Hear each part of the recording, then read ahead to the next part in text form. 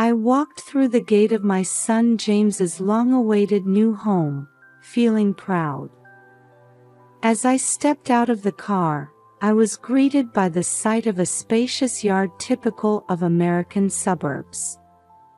A well-maintained lawn, vibrant flowers, and a newly built house with a modern, simple design. I caught my breath and whispered to myself, "He's grown up so well." This house was the result of years of saving by James and his wife Sarah. James, now 38, works as an engineer at a local IT company. He's grown into a serious, honest man who values his family. Sarah, 36, is an elementary school teacher. She's been working part-time since Emma was born, but her passion for education hasn't waned. It's always impressive to see her surrounded by children, treating them with love and care. Their daughter Emma, my granddaughter, is 6 years old. Active, cheerful, and always curious, Emma is my treasure. She seems like an ordinary girl, but I'm often surprised by her sharp intuition. Sometimes it causes worry, but today I was determined to forget such concerns and enjoy our time together. The front door opened, and Emma came running out to greet me energetically. "Grandma," she called out, her small hands gripping mine tightly. The warmth of her touch warmed my heart. "Emma, you've grown so much. How do you like your new house?" I asked with a smile. Emma grinned and said, "It's so big." But she hesitated for a moment, then quickly added, "I'll show you my room," as she pulled me into the house. The interior was spacious, with modern furniture and harmonious color schemes. The living room had large windows letting in natural light, creating a comfortable space. The kitchen was equipped with the latest appliances, beautifully arranged to reflect Sarah's taste. James was chatting with other relatives near the entrance. When he saw me, he smiled and approached, saying, "Mom, thank you for coming." Seeing his calm expression, I felt pride in my chest. Sarah, busy in the kitchen, noticed me and greeted me warmly, "Welcome, Margaret." Her smile was still full of kindness, conveying her dedication to her family. This housewarming party gathered not only family but also James and Sarah's close friends and colleagues. As barbecue preparations were underway, children ran around in the garden. House tours are typical at American housewarming parties, and guests were discussing the house design and furniture as they went from room to room. I occasionally heard comments like, "What a modern and beautiful house," and "I want a kitchen like this." I felt proud of my son and daughter-in-law's success. I was grateful to be gathered here to celebrate this day, watching over their happy family. As the lively housewarming party progressed, I suddenly noticed that my granddaughter Emma's behavior was a bit different than usual. She had been laughing innocently just moments ago, but now she was quiet, staring intently at the second floor from the corner of the living room. For a 6-year-old, her expression was unusually serious and somewhat fearful. A twinge of unease rippled through my chest. Emma had always been a bit different, especially sensitive for a child. From a young age, she had been attuned to subtle changes that other children wouldn't notice. She often sensed minute shifts in family or friends before anyone else, and sometimes she would be afraid of something in the house. I was a bit worried about Emma, but in the busyness of the party, I tried to push away that anxiety. "Grandma, is Emma okay?"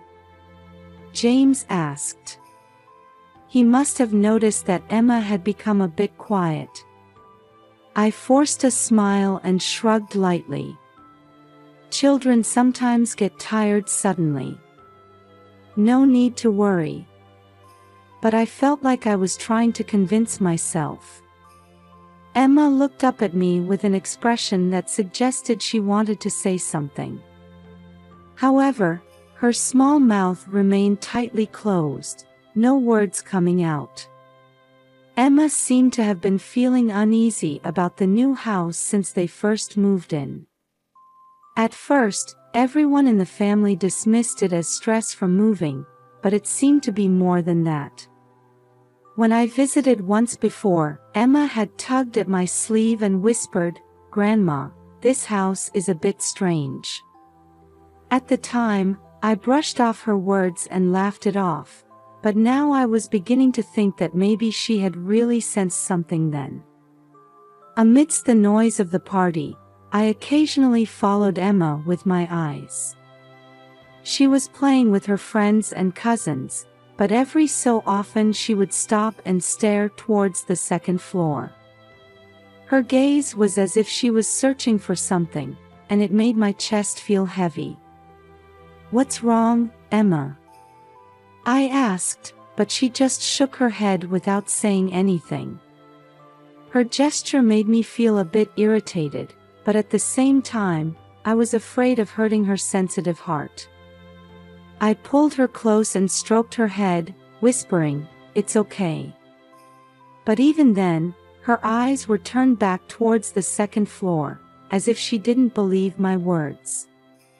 The party continued. In the garden, the barbecue was being grilled, and laughter echoed. Adults were discussing the house design with wine in hand, and children were playing tag. James and Sarah seemed to be relaxing for the first time in a while, and I smiled at their happy appearance. In the midst of this, Emma came back to me. Her expression was dark, and her eyes looked somewhat frightened. "Grandma, I don't want to go upstairs," she said in a small voice.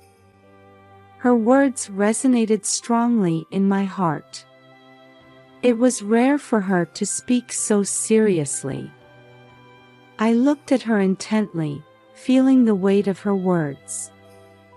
However, the adults around us were busy, and no one else noticed Emma's anxiety. "What's up there?"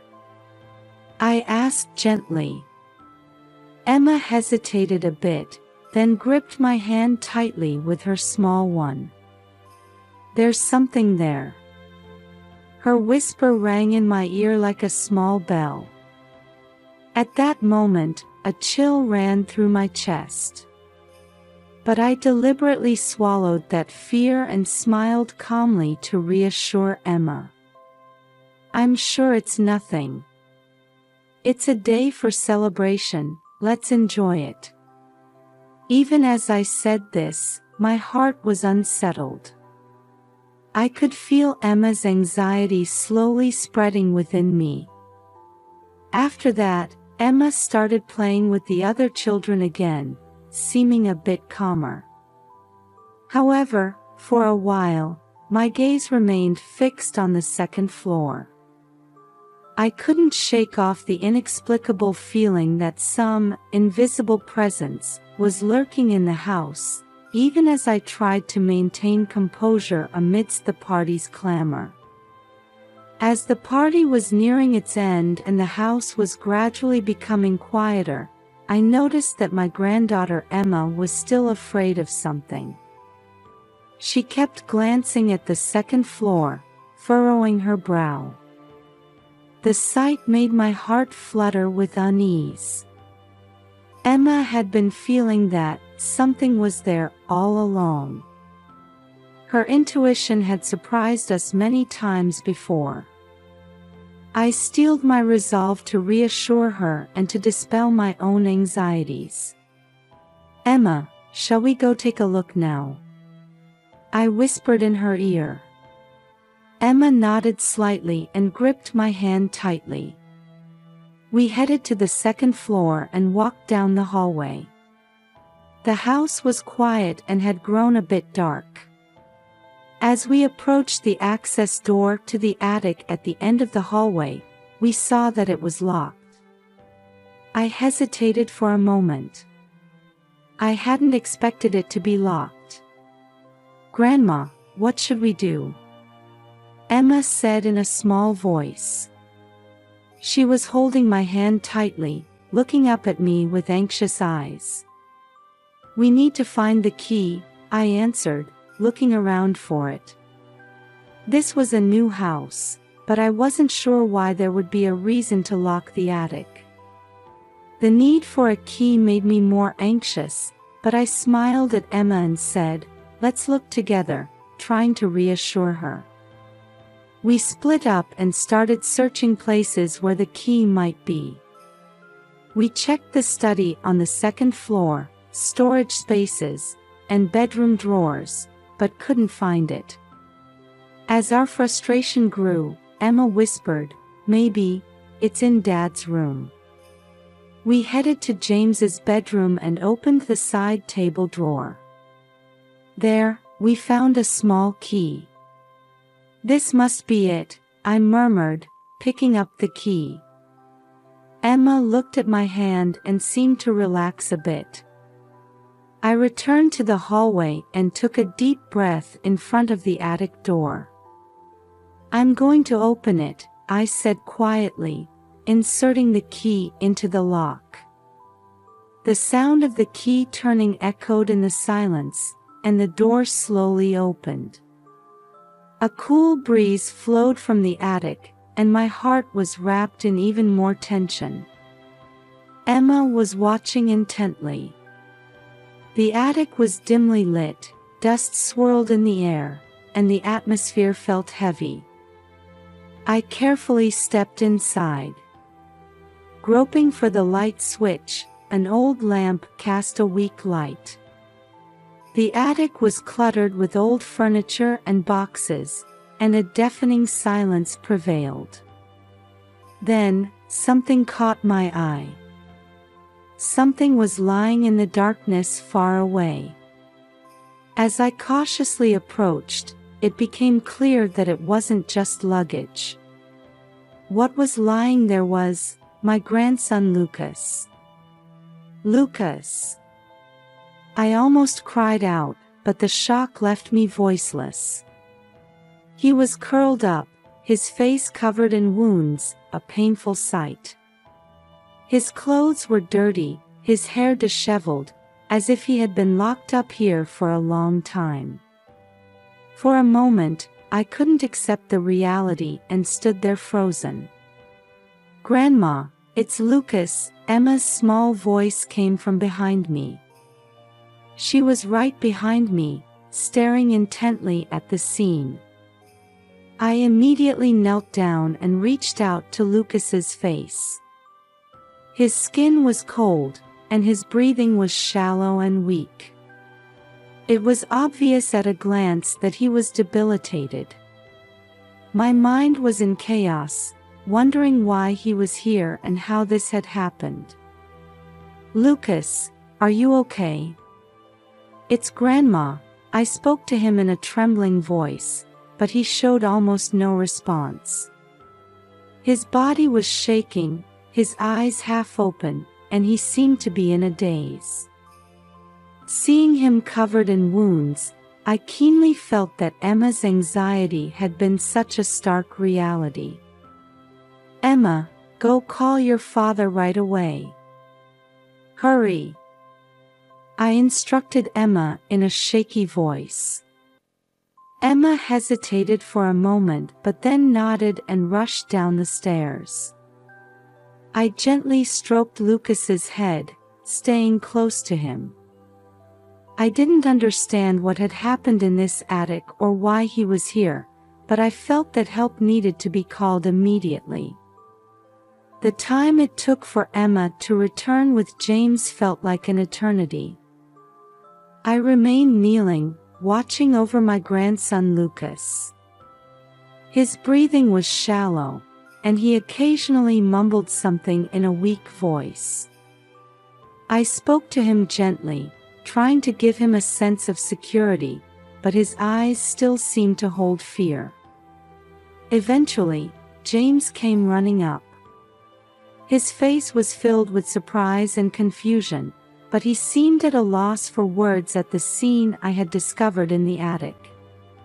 "Lucas, why is he here?" James asked in a shocked, trembling voice. I turned to him, feeling anger rising in my chest.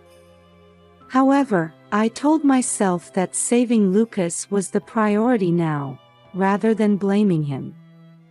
"We need to help him, we must take him to the hospital right now," I said in a strong tone. At that moment, Lucas spoke in a faint voice. "Grandma. Mom and Dad, they..." That one sentence froze my heart. His eyes were filled with fear, and it took me a moment to understand the meaning of his words. But in the next instant, everything connected. The reason he had been reported missing was actually because his parents, James and Sarah, had been keeping him locked in the attic. What does this mean? I turned to James, questioning him with my eyes. He opened his mouth but couldn't say anything. Instead, a momentary look of regret and guilt flashed across his face. We didn't know what to do." James finally managed to say. "What happened?"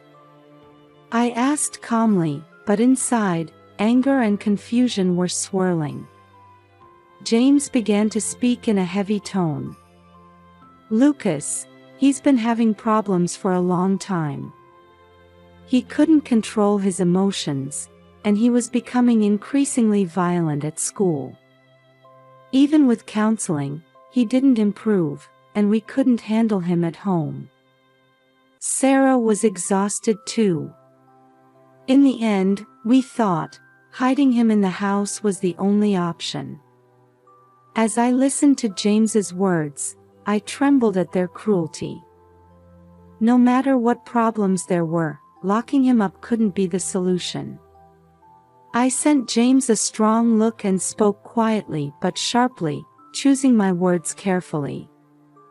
"I don't understand what you were thinking, but Lucas is your son.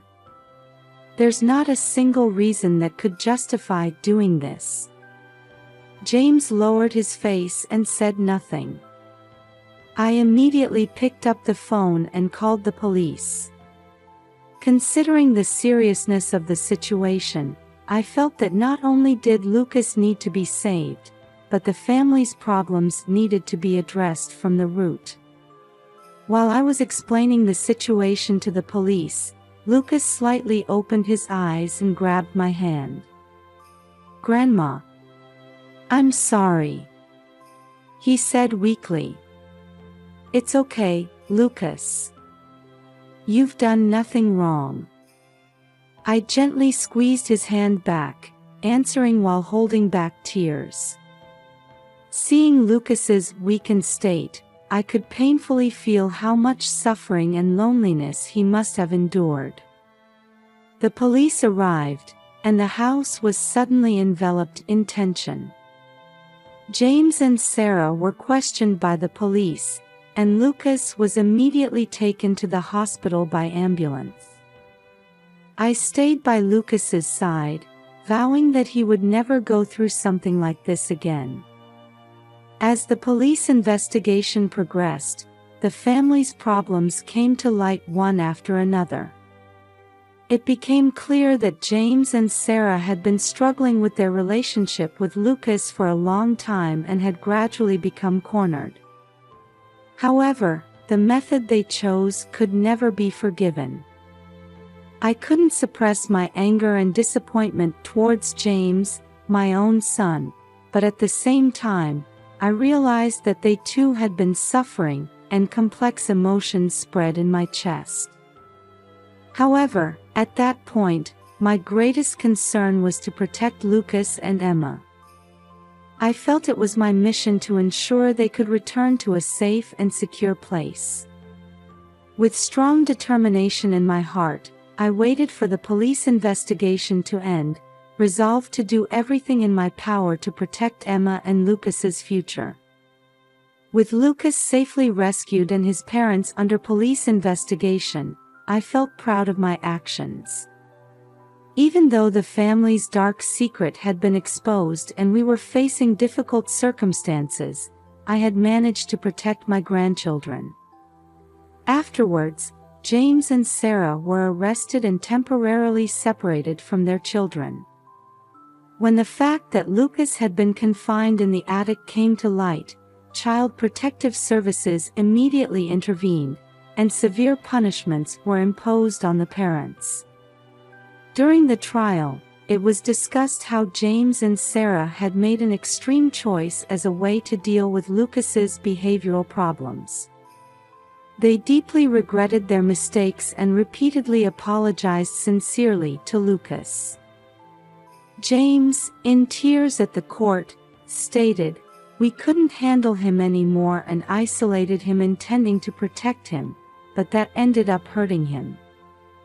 We can't regret it enough." Sarah also tearfully apologized, saying, "As a mother, should have supported him more. What we did to him is absolutely unforgivable." The parents were placed under probation and required to participate in counseling and family relationship rebuilding programs. Under the supervision of Child Protective Services, they were allowed to reunite with Lucas and Emma, and preparations began for a new start as a family. It was several weeks later when they were able to return to daily life after the incident was resolved. Lucas had successfully received treatment at the hospital and was on the path to recovery, both physically and mentally. During his confinement, his life had been extremely harsh. Lucas was 9 years old, still small, and for a growing child like him, the confinement had caused great suffering. Lucas, hidden in the attic by his parents, was forced to live a very limited life. The meals given to him were meager, mostly canned goods and preserved foods, hardly balanced nutritionally. He couldn't exercise sufficiently, and his physical strength had drastically decreased. He wasn't allowed to take baths, and his hygienic condition had deteriorated. He was near his limit both physically and mentally, and the impact on his health was significant. The parents, as a solution to his behavioral problems, ultimately thought hiding him in the house was the answer. Lucas had difficulty controlling his emotions, and incidents of violence and impulsive behavior at school had increased. Even with counseling, his condition didn't improve. The parents gradually felt cornered and convinced themselves that isolating him at home was the safest option. But the damage it caused him was beyond imagination. Margaret stood by Lucas during his treatment while also focusing on caring for Emma. She was determined to build a new life with her family to protect her 2 grandchildren. James and Sarah are now undergoing psychological counseling together, aiming for the healing and regeneration of the entire family. Although their actions were inexcusable, Margaret decided to support them in standing up again as a family rather than completely cutting them off. One day, Margaret took Emma and Lucas to a nearby park.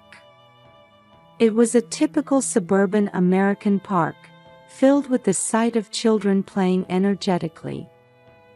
Emma slid down the slide, while Lucas gently swung on the swing, a peaceful expression on his face.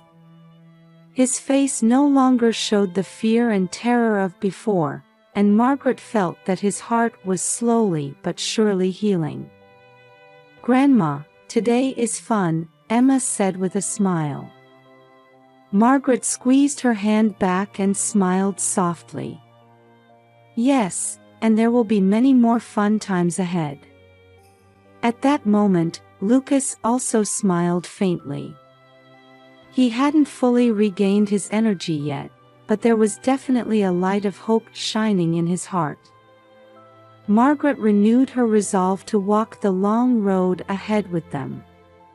Her strength and love had saved the family and opened the door to a new future. In this everyday moment, the time they spent together became a healing force for the family, and they began to walk